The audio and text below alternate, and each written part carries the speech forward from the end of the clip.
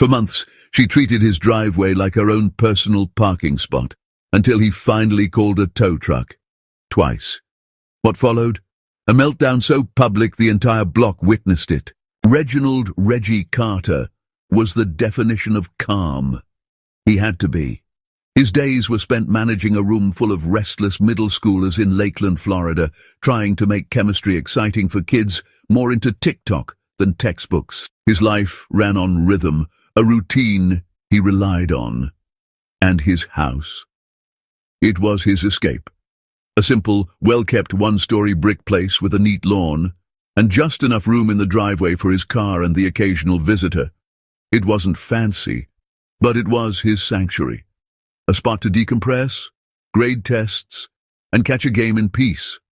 That was, until Blythe Vanderholt decided his driveway was her new go-to parking zone. At first, it seemed like a fluke. The first time Reggie saw her silver Lexus RX sitting in his spot, he assumed it was a mix-up. Maybe she was juggling cars with a guest. No big deal. He let it slide. But then it started becoming a regular thing. Blythe always had an excuse, at least at first. She was just popping in for a minute, dropping something off. She'd flash a tight smile, wave her polished hand, and act like that was enough. Reggie wasn't thrilled, but he wasn't one to stir up drama over small stuff. Not until the night he came home drained, starving, ready to crash, and found her Lexus parked dead center in his driveway again. And this time, she was nowhere in sight. He inhaled, exhaled slow through his nose, then knocked on her door. She opened it like she already knew why he was there. "Reggie, what's the problem?" she asked, feigning surprise with a tone soaked in sass. He nodded toward the driveway. "Your car's in my spot. Again." Blythe blinked, as if this had just occurred to her. "Oh, that. I had a delivery coming. The driver needed space to turn around." She smiled, like that made it all okay. "You don't mind, do you?" "I do, actually," Reggie said calmly. "I need you to stop parking there." She let out a dramatic sigh. "Reggie, I live next door. It's not like I'm using some stranger's driveway." "You're using mine." She rolled her eyes. "You're seriously upset about a car being there for a few minutes?" "It's not just a few minutes," Reggie said, crossing his arms. "It keeps happening, and it needs to stop." She gave a short, dry laugh. Okay, don't have a meltdown, I'll move it." And she did, that time. But it didn't end there. The cycle picked up again. Reggie would come home to find her Lexus right where it didn't belong. His notes were ignored. His knocks? Never answered. Then one day, after a long, brutal shift, he pulled up and saw not just her car, but a second one. A shiny black BMW parked beside it. That was the last straw. Reggie parked on the curb, snapped a photo, and stormed up to her door, knocking harder than usual. She answered like she had all the time in the world. "Reggie," she said slowly, drawing out his name like it was an inconvenience. "Whose car is that?" he asked, jerking a thumb over his shoulder. "Oh, my friend's," she said casually. "We were just hanging out. You weren't home, so I figured it wouldn't matter." "It does matter," Reggie said, voice tight. "This isn't a public lot. It's my home." She crossed her arms, tilted her head. "Well, you could have told me sooner. I'd have moved it." His jaw clenched. "I'm telling you now. Move it." She rolled her eyes and turned back inside. Reggie waited. 10 minutes, then 15. At 20, he was done. He walked back to his place, dropped onto the couch, and looked up the number for the local tow company. This wasn't usually his thing. Reggie wasn't one for drama. He minded his business, stayed out of people's way, gave them the benefit of the doubt. But Blythe Vanderholt had officially crossed the line. The next morning, he left early, but not before calling the HOA. He didn't expect much. HOAs usually backed whoever had the most influence. And Blythe. She practically ran the board. Still, he gave it a shot. The reply was as frustrating as the issue itself. "Sir?" the woman on the line mumbled, sounding half asleep. "Unless there's damage, we don't typically step in on neighbor disputes. Have you tried talking to her?" Reggie sighed. "That's all I've been doing." "Well, we can send a courtesy notice, but that's about it." A courtesy email? Yeah, that would solve everything. Reggie thanked her, hung up the phone, and decided he'd had enough. He left one final message on her windshield in large, clear letters. "Do not park here." That evening the note had vanished. And her Lexus? Right back in the same spot, crooked, like she didn't even try to park it properly. Reggie stared in disbelief, pulled over at the curb, and stomped up to her door. This time, she answered holding a glass of wine, looking like she couldn't care less. "Reggie," she said again, dragging his name out like it was work. "I need you to move your car." She took a long sip before responding. "Oh, that. I meant to text you, but since you always park on the street, I figured it wasn't a big deal." His fists clenched at his sides. He kept his voice steady. "It is a big deal. This is my driveway." She laughed and shook her head like he was the one being ridiculous. "Really, Reggie? You're this upset over a driveway?" He stepped closer. "I'm upset because I've asked you over and over, and you keep doing it." She rolled her eyes, swirling her wine with a smug twist. "Fine. I'll move it." Reggie turned to go. Then he caught her muttering something too low to hear, but the tone dripped with attitude. He stopped. "What was that?" She smiled sweetly. "Nothing." "No, you said something." She gave a little smirk. "Just don't get why some folks lose their minds over tiny things." That smug tone, that fake smile, it was the last straw. Reggie didn't argue. He went inside, grabbed his phone, and saved the number for the tow company. That night, as he marked up quizzes, the whole exchange ran on repeat in his mind. The smugness, the entitlement, the gall. She wasn't going to stop, and Reggie was done playing nice. Next time, there'd be no warning, no knocking, no second chances. So when Friday evening rolled around and her Lexus was right there again, like nothing had changed, he didn't flinch. He parked on the street, took out his phone, and made the call. "I need a vehicle removed. It's blocking my driveway." The tow truck arrived in under 20 minutes. The timing felt almost perfect. The driver stepped out, glanced around, and asked, "That her car?" "Yep," Reggie replied. "Got proof you live here?" Without missing a beat, Reggie handed him his deed. He came prepared. "All right, let's get her hooked." In minutes, the Lexus was lifted and secured. Reggie stood there, arms folded, watching it disappear down the street. He wasn't sure what kind of blowback to expect. Maybe yelling, maybe cops, maybe worse. Didn't take long. An hour later, just as he was getting settled on the couch, bam, bam, bam! His front door shook with her furious pounding. He didn't jump, didn't rush, took a slow stretch, made her wait, then finally opened the door. There she stood, flip-flops, silk pajama pants, absolutely seething. Her phone clutched in one hand, hair just slightly a mess. "Where's my car?" she snapped. Reggie tilted his head. "You mean the one parked illegally in my driveway?" Her nostrils flared. "Don't play games with me, Reggie. Where is it?" He shrugged. "Got towed." Her mouth dropped open. "You did what?" "You heard me," he said, voice calm. "You wouldn't listen, so I did what I had to." She laughed, sharp and wild. "Oh, you're going to regret this. I'm on the HOA board. I know people." Reggie gave a slow, deliberate blink. "Cool. Your car's at Sunshine Towing, off Orange Blossom Trail." He stepped back and shut the door. Still, something told him this wasn't the end of it. She paced outside his house for a solid 10 minutes. yelling, fuming, veering between threats and dramatic outbursts. She even tried calling the police. But when they showed up, they barely paid her any attention. "You had her car towed from your own driveway?" one of the officers asked Reggie. "Sure did," Reggie said, handing over his deed.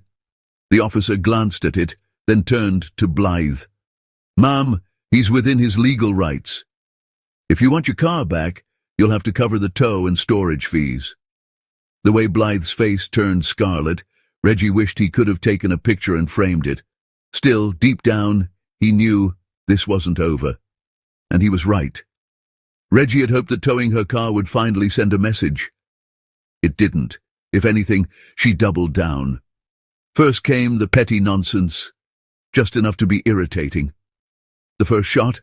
A note, written in red marker like it came from a rule book. "This is a neighborhood. We should treat each other with more respect."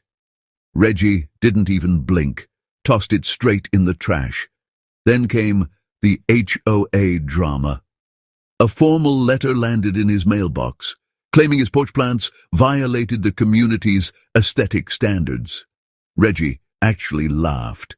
Those same two ferns had been sitting there for years without a word.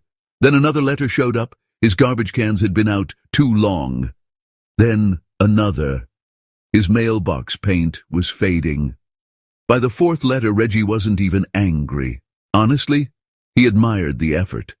Blythe was working overtime. But the real kicker? She started calling security on him. One night, Reggie was out front watering his lawn when a white security SUV pulled up, lights flashing. A tall officer stepped out, adjusting his belt like he meant business. "Sir, do you live here?" Reggie narrowed his eyes. "Yeah. Why?" The officer cleared his throat. "We got a call about suspicious activity." Reggie let out a breath. Suspicious. Of course. He looked across the street, and there she was. Blythe Vanderholt, standing with arms folded, watching him from her porch like she wasn't the one who called. Reggie turned to the officer. "Watering the lawn's suspicious now?" The guy looked sheepish. "Look, sir, Don't bother," Reggie said, cutting him off. "We both know who made the call. Maybe tell her to pick a new hobby." The officer nodded, backed off, and Blythe. She kept watching with a smug little grin, like she'd just scored a win. Reggie wasn't letting that slide. He crossed the street and walked straight up to her porch. "Blythe." She blinked, like she was shocked to see him. "Oh, everything all right, Reggie?" "I saw security outside. Hope nothing serious happened." He folded his arms. "You know exactly why they were here." She gave a dramatic gasp. "Reggie, no need to raise your voice. I was just being cautious. It's all about keeping the neighborhood safe, right?" He stared at her. She was baiting him, hoping he'd lose it, say something she could use against him. So instead, he gave her what she didn't expect. A quiet, knowing smirk, calm, steady, and totally in control. "I'm done playing nice, Blythe." His voice was firm. "I've kept my cool, let a lot of things slide. But you keep pushing. So now, let's see what happens when I push back." And for once, her smug look cracked. It should have, because the next time she blocked his driveway, Reggie wasn't just calling a tow truck. He was going to make sure it mattered. She had no idea what was coming, and he didn't have to wait long. Exactly 1 week later, on a warm, sunny Saturday, Reggie turned onto his street, whistling after a solid gym workout. And there it was. Blythe's Lexus RX, parked dead center in his driveway again. This time, it was blocking his garage. It was bold, disrespectful. And today, of all days, his whole family was on the way for a cookout. He sat in his car for a second, just staring. Then he threw it in park, stepped out, and made a single call. "Hey, it's Reggie Carter. Need a tow again. Same place as before." The dispatcher laughed. "Let me guess. Same car too?" "Exactly." Be there in 15. Reggie grinned. Blythe was about to get a dose of reality. He popped his trunk, pulled out a couple of folding chairs, and settled on his porch like he was about to watch a live performance. Just a few minutes later, the tow truck arrived, quick and professional. The driver hopped down, pulling on gloves. Back again, huh? Seems like it, Reggie said, nodding at the Lexus. The driver smirked. Some people never get the message. Without wasting time, he started hooking up the SUV like he was hauling off an old trash bin. That's when Blythe burst out of her front door. She shrieked like someone was robbing her. "Stop! What do you think you're doing?" Reggie leaned back in his chair, sipping water like it was any other afternoon. The tow guy didn't flinch. He was already strapping the wheels in. Blythe stormed over, wild-eyed. "You called them again!" Reggie raised an eyebrow. "You parked there again." Her hands balled into fists. "I had people over. There wasn't any parking left on the street." "Still not my concern," he said flatly. "This is petty, Reggie. I told you I would have moved it." He let out a sigh. "Right. The problem is, you've said that before, and yet here we are." Her cheeks flushed a fiery red. She was practically glowing. "You don't know who you're dealing with," she hissed. "I have influence. I can make your life miserable." Reggie let out a real laugh. "Oh, Blythe," he said, shaking his head, "I don't think you're paying attention." He nodded toward the truck. "Your car? It's already gone." She spun around, and sure enough, it was halfway down the block. Her jaw dropped. Then she screamed, "You'll regret this." Reggie rose slowly, brushed off his jeans. "No, Blythe, you will." She stood there fuming as he walked back inside. Just then his family pulled into the driveway, smiling, hugging, catching up. And Blythe? She was left standing alone on her porch, watching. But she wasn't finished, and Reggie knew it. Tow number 2 should have been the end. But Blythe didn't know how to back down. This time, she wanted payback, with an audience. By Monday, Reggie was the bad guy. At least, that's how she framed it. The HOA, her friends, sent out a neighborhood-wide email talking about ongoing conflicts and needless escalation. Vague, but clearly aimed at Reggie. Then came the flyers. Yes, flyers, laminated, printed, taped to every mailbox in sight. Is this who we are as a community? Do we tow instead of talk? It was laughable. Reggie pulled one from his own mailbox and just shook his head. All of this over a driveway. But here's the twist. No one was buying it. Blythe had gone one step too far. And the very next morning, Reggie's phone started lighting up. Neighbors, parents from school, even a couple of HOA folks who weren't in Blythe's circle. They knew exactly what was going on. "Dude, saw the flyer. She's unhinged. She tried to fine me $200 for a bird feeder last summer. If she parks in your spot again, I'll help pay for the tow." That one made Reggie laugh. Best part? He didn't even have to say a word in his own defense. People had been watching her for years. Her bogus complaints, made-up fines, and non-stop power trips had finally caught up with her. Now that she was publicly embarrassing herself, the neighborhood was finally turning on her. Then came the HOA meeting. Normally, Reggie wouldn't have bothered showing up, but this time he made sure to be front and center. Arms crossed, he walked in and took a seat directly across from Blythe. She didn't even look at him. The meeting started like always, budget talk, landscaping updates, and the usual reminders about garbage cans. Then, one of the board members cleared his throat. "We need to address a recent concern about the misuse of private property." Reggie leaned back in his chair, relaxed. Blythe straightened up, already ready to play the victim. But then the board member said, "The concern is about Blythe Vanderholt." Reggie didn't even try to hide the grin on his face. Blythe's head jerked toward the table. "Excuse me." A few board members shifted uncomfortably. One older woman, probably in her 60s, let out a slow sigh. "Blythe, we've received several complaints about you intimidating neighbors and using HOA resources for personal attacks." Her mouth fell open. "That's not true! I'm the one being targeted." But the board member didn't stop. "We've reviewed multiple incidents: abuse of security, misuse of HOA emails, and retaliatory behavior." Blythe's eyes darted nervously across the room. "You're siding with him?" The older woman shook her head. "We're siding with the neighborhood." Blythe opened her mouth again, but nothing came out. She scanned the room for support, but there was none. The power she once had, gone, and she felt it. But Reggie wasn't done watching her unravel. Blythe had officially lost her grip, and she knew it. For years, she'd ruled the community like her own personal kingdom, twisting rules to serve her. But now, that grip was slipping fast, and she was scrambling.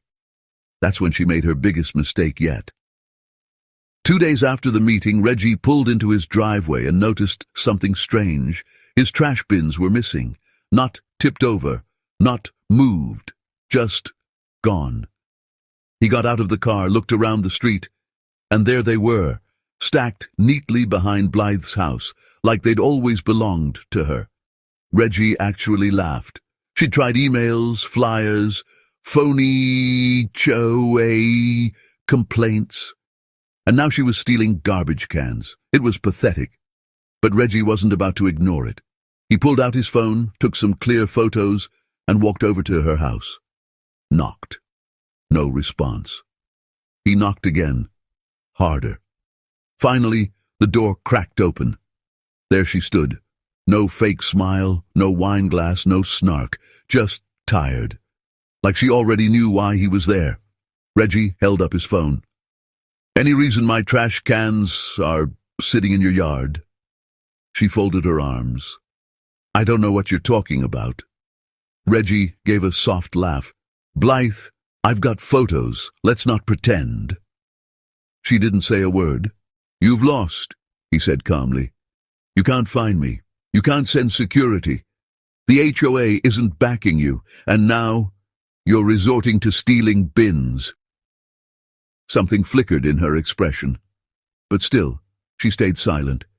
He stepped a little closer, steady and quiet.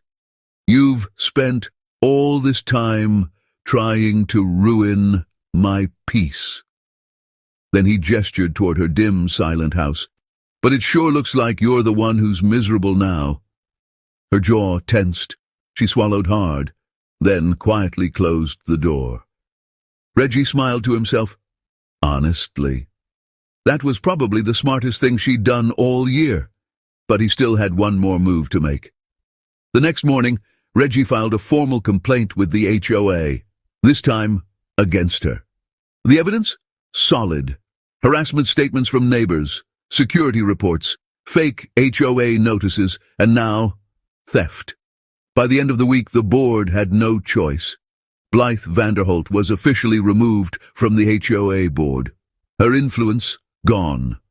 Her control done.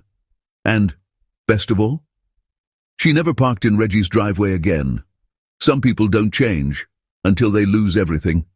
After that, she never said another word to him. No side comments, no dirty looks, no snide remarks about his porch or trash bins. She kept her distance. And honestly, Reggie couldn't have asked for a better ending. For the first time in ages, he could pull into his own driveway without thinking twice. No vehicles in the way, no spiteful notes, no fake violations. Just peace. But the neighborhood, they weren't done talking yet. Blythe's fall became the latest block gossip. The woman who used to rule the HOA like a dictator had been knocked off her throne. And just like that, neighbors who'd stayed quiet for years started speaking up. "She hit me with a $75 fine because my kid left his scooter out. She once reported my nephew to security for wearing a hoodie. I've lived here 10 years, and not once did she ever lift a finger to help." That's when it clicked for Reggie. Blythe had been a problem long before she started messing with him. He just happened to be the first one to stand up to her. And once he did, everyone else followed suit. But karma wasn't quite finished with her yet. A few months later, a big for sale sign popped up on her lawn. She was leaving. Some said it was the shame. Others figured she'd burned too many bridges to stay. Reggie didn't care why. When the moving truck finally pulled away, he stepped outside, took a deep breath, and let it all sink in. The battle was over, and he came out on top. The truth is, some people think they can walk all over everyone forever, that they're too powerful, too connected, too feared to face consequences, but eventually they go after the wrong person, and when that person stands their ground, everyone else sees the truth and watches them fall. If you enjoyed this story, hit that subscribe button. There's a whole lot more coming your way.